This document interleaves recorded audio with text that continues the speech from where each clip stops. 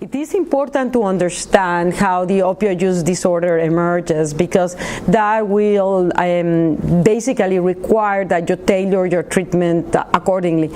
So say, for example, you have a patient with chronic pain, and the patient is treated with opioids, and then they become addicted.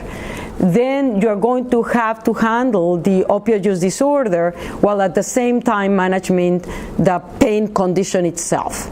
Because if you don't manage the pain condition itself, it may be very difficult for that individual to manage their opioid use disorder.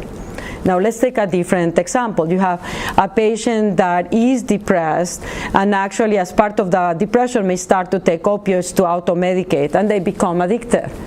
And then in that particular patient, you need to address the depression and the opioid use disorder. Because if you don't manage that depression, that patient will be it will be very difficult for that patient to achieve recovery and to basically forego of the use of the opioids, which they are using to a certain extent to auto-medicate the depression.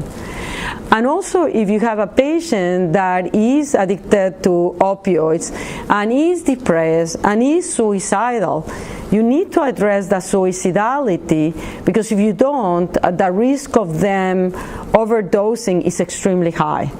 So you need to tailor your intervention on the basis of the characteristic of the patient. So you need to personalize the treatment.